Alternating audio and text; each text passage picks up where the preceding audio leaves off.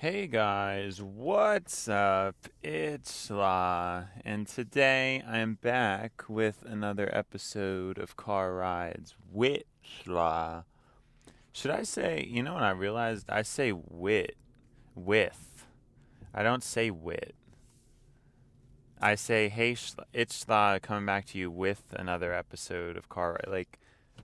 I don't even know what I say usually. Maybe I do say wit. Maybe I do. I don't know. I don't really pay attention that much, man, but it is the start of another week. This is July 21st. Just another week in the hundreds that I need to achieve for freedom. Because I don't know if it would take 1,000, but maybe. I mean, for secure wealth, it would take 1,000. For secure wealth. But for chill wealth, for rich, it wouldn't take too much, you know? Now, what are we talking about today? I don't know. What I was just thinking about is just how there's so many things that we do that are just, I don't know. I think they have no place in the future. I'm not really sure, though, because a lot of these ideas, you don't know which way humanity is going to go. So I was just thinking of amusement parks and how they're kind of just this costly, really inefficient, unnecessary thing. And I don't see what it does to really enrich humanity at all. Although I know the counter argument to that is I'm sure it activates certain pathways in the brain or whatever, especially a unique experience like that, like a thrill in that way. So it's possible that the argument could be made. You know, it is possible that kind of because I think there's two kind of visions of humanity in the future. And one is maximalist, and the other is more the minimalist scarcity future. And I guess that's an important thing to break down. Because in the maximalist future, you obviously just have humans are doing everything. You know, we're doing it all. And, you know, all these things that we do, we're all doing it. Such a horrible way to explain it. I mean, like, all the unnecessary stuff, right? Like the shopping, the eating out, the rides, the thrills, you know, all that stuff that is basically a lower or even more, because it's hard to say lower, because is it more animalistic? I guess it's exploiting our more animal desires, but it's not inherently more animalistic, because there is a sophistication to what has been concocted. The system of all these vices and cycles and addiction laid out in front of us. But it's us as being a part of it. It is tapping into our animal instincts. It's not tapping into a higher instinct. Although it kind of depends. Some things are actually a higher instinct. I think you've kind of seen society peak, and now we're losing the higher instinct. Technology in and of itself, I actually would say, is a high instinct, but in terms of its execution, the execution has been very low. The way people actually use it is very low. But in theory, it would be the next step. There's not really a problem with that, I don't think. Why is this person taking... Sorry, I just get so, like, ticked off because people could easily go and they just don't. Like, I don't understand it. Easily could have just went. But I guess maybe they think about, yeah, whatever. I don't know. I don't even care. I need to just ignore all the driving. It's just like, oh my gosh. I don't even remember where we were at now. That's why I have to ignore it.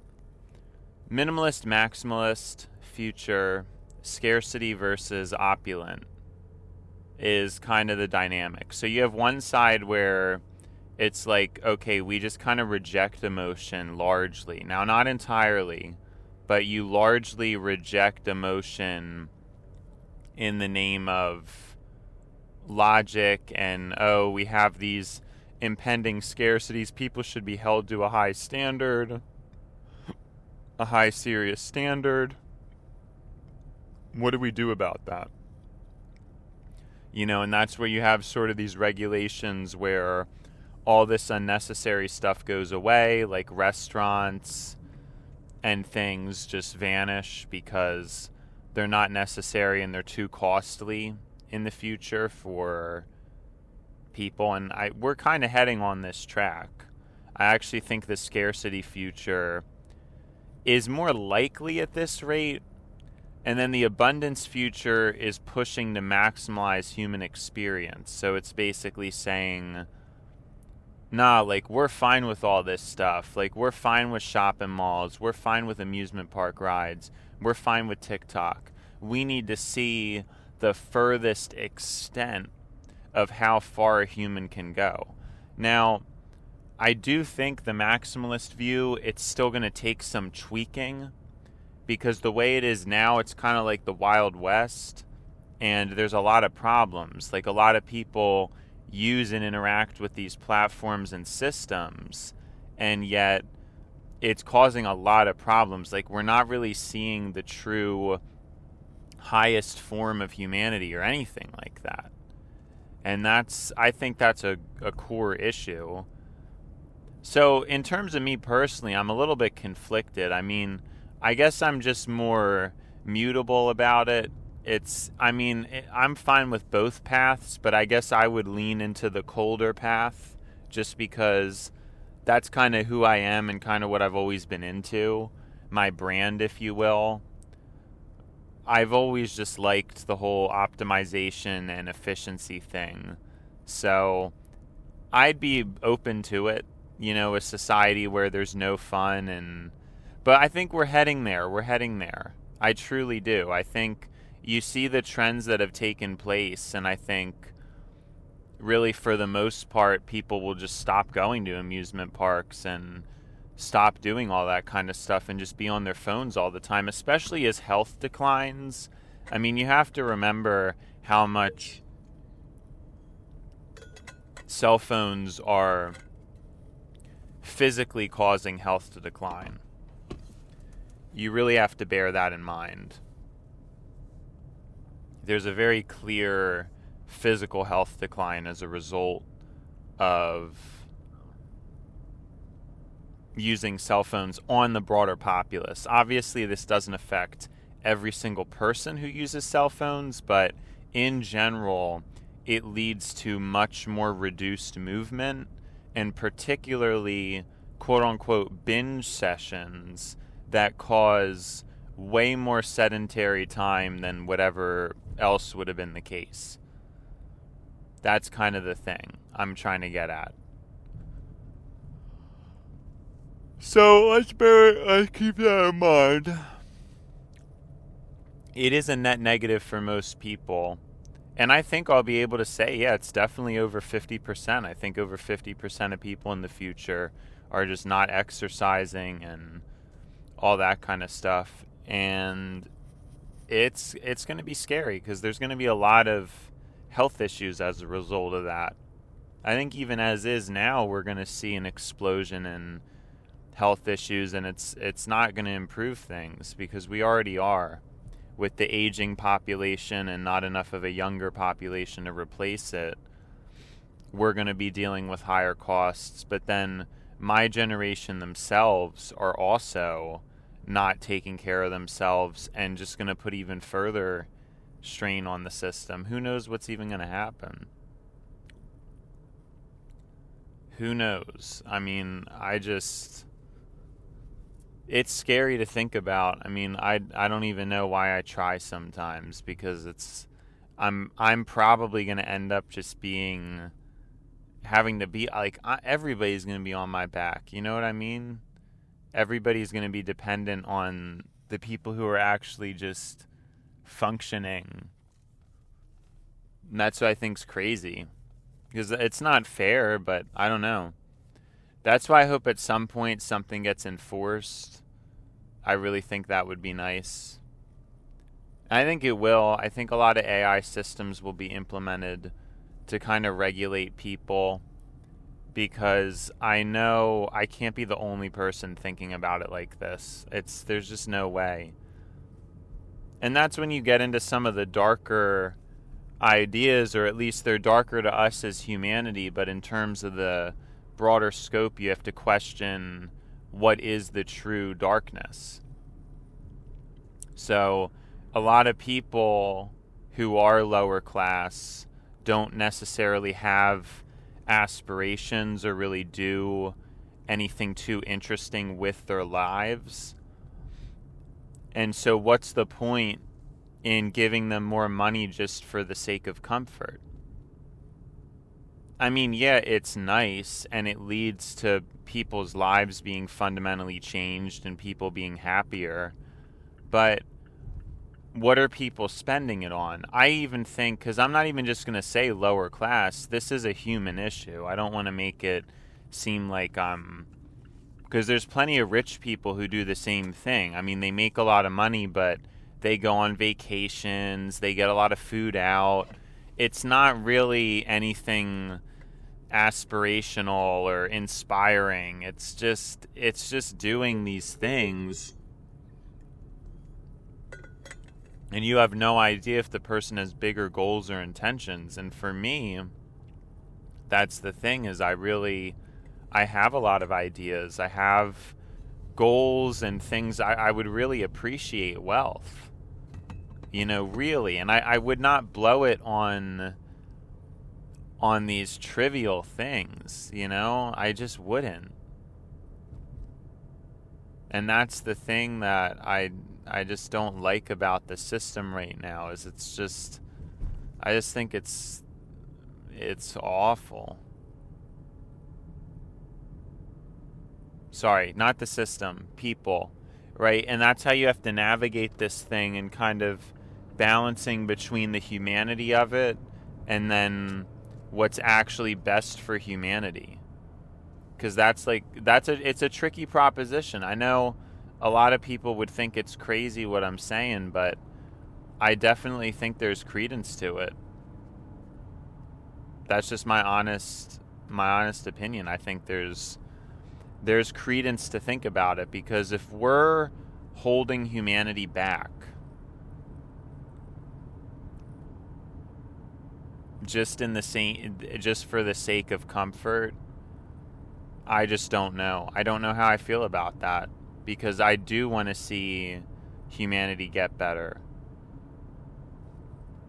And I guess that's the whole argument, is things have to get worse before they get better. And I guess what the thing is I think people should have to upgrade themselves, as opposed to society just staying stagnant. Like, I think people need to have some kind of a reason to try to think higher. And maybe it's not possible. And if it's not possible, if we're reaching outside of human potential, then I guess that's a scary thought and a whole other conversation. But I'm not sure. I actually think with AI and giving people more proper direction and more filtered content, I think you could see things be better than they are right now. I just think it's so difficult for a lot of people to see through all the noise. I mean, what do you expect a population's going to look like with unfettered freedom and access to infinite information? And they're getting abused. They're getting advertisements shoved in their face. You're obviously, a lot of the weirder or more negative things are going to hit, and they're going to be what's visible. You know what I'm saying?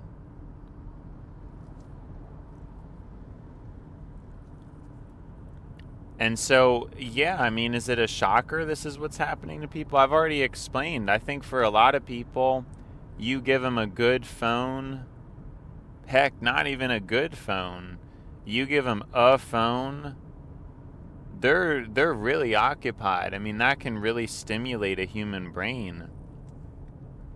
Just give a human a phone and TikTok, and it's like that can just destroy their aspirations. It can destroy any thought that was there. So that's why I don't know if what we're seeing is truly a lack of human potential. I think we're also seeing environmental factors where something went wrong, and it's a mixture of liberal institutions failing and also, I think, a natural cycle and human psychology at play here. But I think the culture side of things is so important to this, and I don't know if people on the left really acknowledge. Well, no, actually, I think they do. No. I don't know what I was going at there. I think a lot of left-wing people acknowledge the cultural decay that has occurred, and actually, that's the whole irony. Is the alleged right wing, which tends to do more of the culture thing, like, oh, you know, things were so much better in the good old days. A lot of right-wing movements led to the acceleration into individualism that we see, which is, it's very inverted, because you would think a lot of people would be liberal and vote Democrat for the purpose of progressing things socially. But I actually think Republican policy, at least in the past couple decades, has led to a faster acceleration of the human cycle. It's definitely more of an acceleration, growth-based party. I think that's a pretty important metric to point out. Because I don't think many people are aware of that, but there's a lot of ways, there's nuance to the parties and policies and philosophies that you don't see surface level, but I think they're nonetheless very relevant and present. So I do think that's interesting to point out. But as for what we were talking about, I don't know. Is it systemic failure? Is it cultural failure? Is it just human failure? Why are we where we're at? Why are we heading in the direction that we're heading, you know? It's got to be one of those, if not all. But I don't know that systemic failure is really the root of the problem. I guess I think that's the minimal. Because it's not like the liberal systems got wiped out. It's not like somebody wiped them out. I mean, I know that some people would argue they got degraded.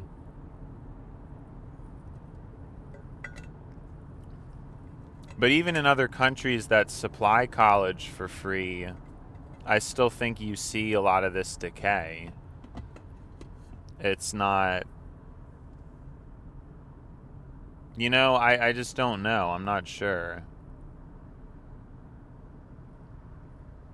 That's what I'm saying about the systemic thing. I wonder if a part of it is just humans eventually getting lazy.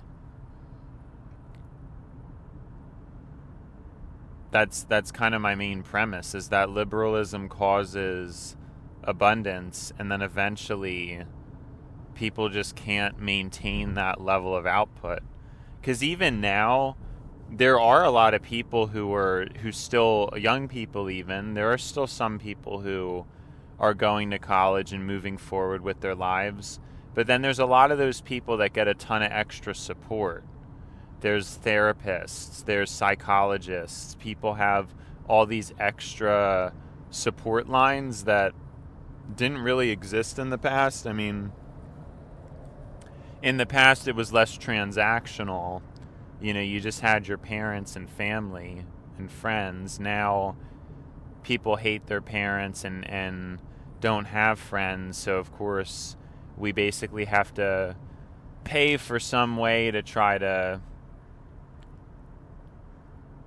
artificially reinsert what those relationships provided back into our lives, which is a little bit, I mean, how good is that? It's not good. I'm going to spoil the ending for you. It's not good. And I don't know, it's just something we really gotta bear in mind as a society moving forward, how we're going to figure all that out, how to navigate it. It's important. Sorry, I just totally blanked out what I'm saying. I that probably was super obvious, but yeah, I just lost it. I don't know what I was talking about there. Just driving, zoning out. I was thinking about other things while I was talking. It got the best of me. It definitely got the best of me. I don't know how great I'm feeling about this episode. I mean, like I've said before, I think Monday, you kind of have to get back into it, because then once it's an everyday thing, you get pretty used to it. But after a weekend of not recording at all, it's kind of, I don't know, I guess it's a little bit strange. Not that I wasn't talking. Of course, I talk every weekend, I talk to people.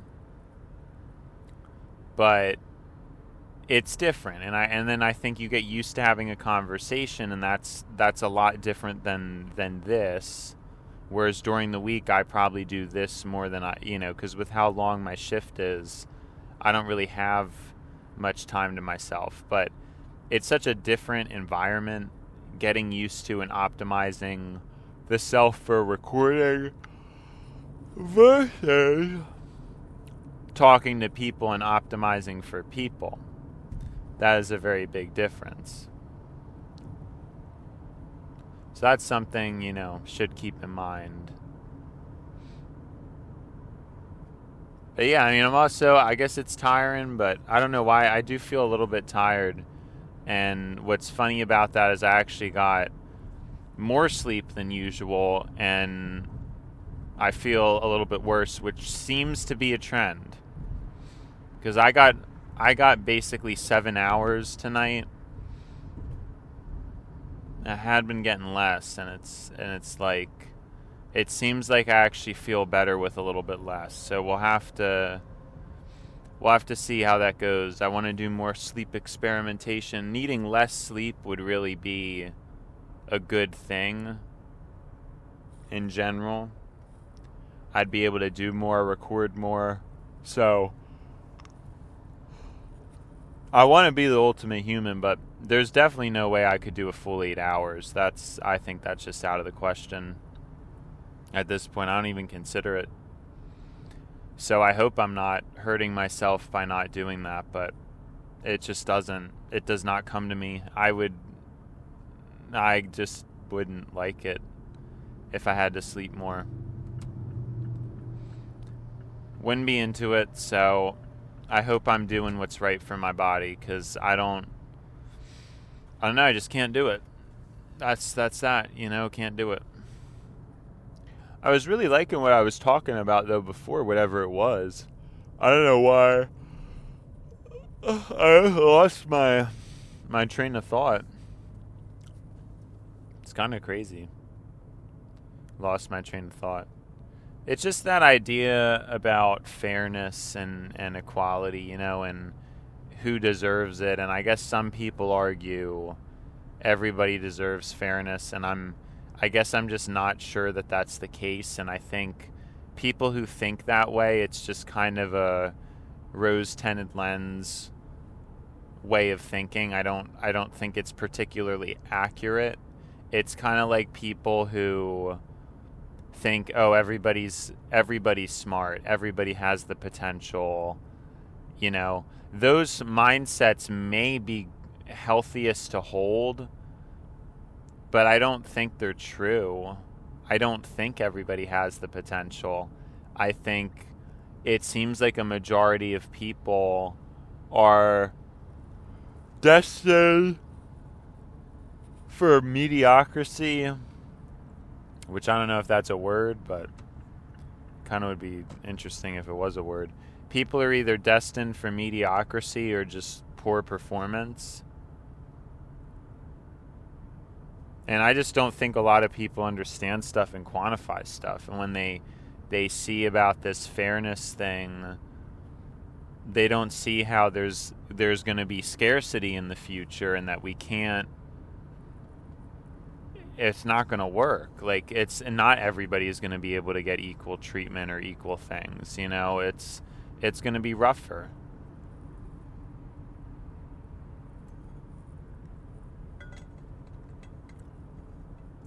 And again, there is that argument, I've made it before, about how do you determine who deserves what? And I think it's very obvious that not every human deserves the same things.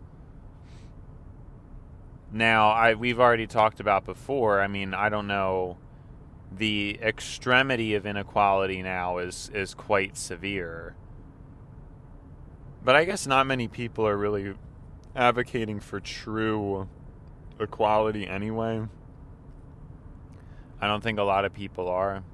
I mean, maybe some people are, but I think most people probably agree with my premise that it is sort of fine and necessary to have a richer class and a poorer class, because you don't really need, certain people just don't have aspirations, or they don't value things anyway. So the extent that they are going to spend money, there's just a limit to it. It's just on food, and maybe they would spend a lot eating out, but they're not really going to do much with the money. They don't really appreciate the finer things in life. And so there's a lot of people who don't necessarily want it. And like I said, I think class becomes an identity in a way where some people probably don't even want to shift classes. They don't, it would feel uncomfortable for them to be rich or to act rich. I know that's the case for me because of not necessarily how I was raised, but kind of my own mindsets about things. I spend a lot on tech, but I don't really feel comfortable doing things that are untangible, like going on a vacation. To me, yeah, that seems like way, way out of my, I don't know how people just assume that that's a given, and it's not going to be a given in the future. Absolutely not. I don't know if I've talked about that before, but it's a lot. I actually don't think I have, funnily enough, but there's a lot of standards that became the case during the golden age. Retirement, vacation, all these concepts and ideas, and they're just not going to exist in the future because people aren't going to be able to afford it. And then I also think it's just going to be seen as unnecessary.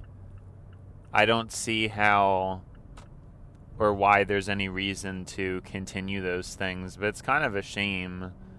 I don't know that I because I didn't grow up in a wealthy family, and I also didn't grow up we didn't do too much, we were my parents were pretty smart with what they had. So I wasn't spoiled as a kid. I guess I was spoiled in the sense of my dad's a good cook, and so, I had tasty food, like he could cook, but we weren't eating out very often. We didn't go to a lot of restaurants. We probably went to less than most people went to. You know what I mean? So I wasn't spoiled by the system, per se. I was given kind parents. But, so in that sense, I was spoiled. But I was not spoiled we were not rich. I did not get to buy anything too crazy besides a computer.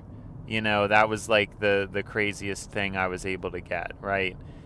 It's just, I don't know. I didn't have that privileged of an upbringing, and so I was taught to be reasonable about things. That was something I think my parents had put onto me, and in some ways I've really pushed way past it, because my dad's the kind of guy who has like the same computer he had when I was a kid, which I think is insane. It's this really old, terrible computer, and I've been through so many computers in the same time span, so I'm actually more indulgent than my parents.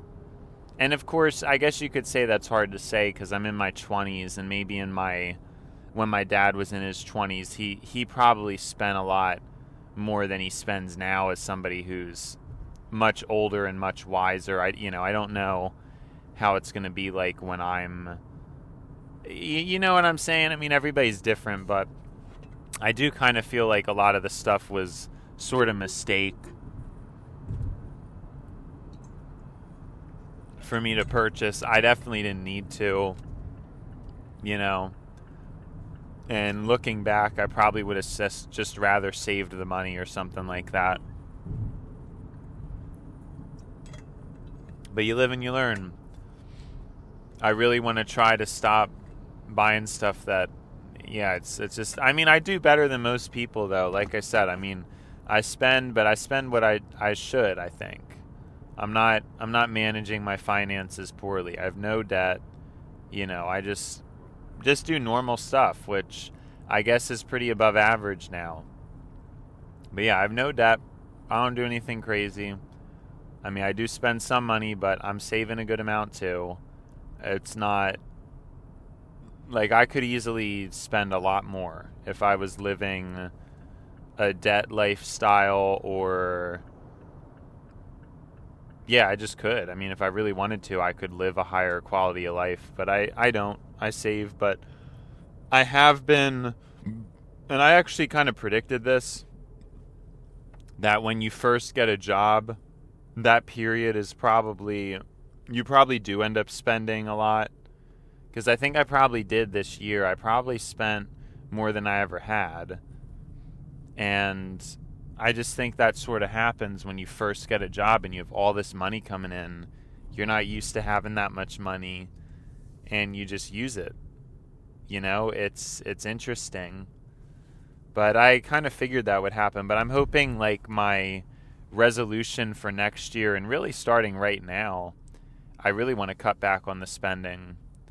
And in some ways I have, but in some ways I haven't. I mean, I said that. I've still bought some things, but I think the major purchases and stuff have been, for the most part, cut off. So. But yeah, I mean, I promised myself that. I've still spent a small amount, but on like good things, like my special toothbrush, for example, that I just bought. But that's a toothbrush, so it's not crazy. It's not like a crazy purchase. Right. The Life and Wave and stainless steel polished. And I got it on eBay. I didn't buy it brand. You know what I mean? Like I do what I can to save money. I spend a lot on eBay, and I do save a ton of money by buying things on eBay, and that's something some people don't even consider. They just there's like a certain percentage of the population that only buys brand new, right? So that's like I save a lot of money by buying a lot of things on eBay. I definitely do. But yeah, so I think I'm doing well for myself, but I really want to lock in and get severe about it. Like I really want to get like aggressive with the money saving. I do. I want to be aggressive about it. You know what I mean? I just want to be like super aggressive now. And like I said, I bought some things, but even the things I bought were a little bit silly. So I feel like I was really promising myself about this stuff, about like, oh, I'm really going to be monastic and all this stuff, and then I kind of, like, I still bought the toothbrush, I didn't spend a lot though. Like I've really been buying only very minor things that, and again, the toothbrushes, that's really not a bad purchase. You know what I mean? But I really want to lock in. I really do. I need to just lock in and get severe with it. Like I want to be saving more of a percentage of my money than anybody. I want to be like breaking records, you know? And I want it to start now, but I guess it is technically for 2026, really. I think 2026, because there's still some things I want to get. Like, I've been looking a lot into clothing and superior fabrics and things like that. And apparently wool is probably the highest quality fabric, but like merino wool, not just regular wool. Because regular wool is kind of itchy and stuff, but apparently merino wool is really good. So I've been curious to look into that and try to get, better quality clothing. I mean, it's expensive, but, it's a pretty high quality thing. It's not like a bad choice to get it. So I guess that's kind of what I figure. Good stuff. Like I want to get good stuff for myself, but I'm still kind of back and forth about it because that like good quality merino is expensive because the cheaper merino it's cheaper because they wash it in a very bad way where there's a lot of like toxic residue or things like that. And so you have to get like organic merino, and that's really expensive. It's really expensive clothing. I feel like I'm pretty sure it was like $50 a shirt, But and it's not for fashion, and they're just black shirts. This is about like a high quality material, and I do want to do it. I'm very interested in doing it, but again, that other side of me, it's the other side of me that I'm thinking about. And the other side of me is wanting to be a saver right now. Like, I wanted to do this monastic thing, but we'll just have to see. But I do want to get that high quality clothing. I do. But it's like, man, $50 a shirt. I usually dirt cheap when it comes to clothes, my whole life. I never put anything into that, but the fabric's better for you and temperature regulation and the skin and all that stuff. So it's really intriguing to me as an optimizer because I really like to optimize things and stuff. And, yeah, I mean, that's what I'm saying. But I really want to be saving a lot. But I'm already ahead of the game. Because I like track all my stuff, like I know how much I get paid. I know how much I spend. A lot of people don't. A lot of people are much less organized than that. So I do understand I'm way ahead of the game. I actually don't know any other person who could just say, oh yeah, this is how much I make each check. This is how much taxes get taken out. And this is how much I pay each week on groceries. Like, I probably know I'm more aware of my expenses and income more so than anybody I've ever talked to. Like, I think most people just kind of buy stuff and make money and just don't really calculate it or anything like that or really have a grasp of what's going on, So it puts you at a disadvantage, and for someone as crazy as me, it puts me at an advantage in a system like this. So there you go. Now, anyways, I think it's been Schlaw, but now it is time to buy Schlaw. So, see you, Schlaw.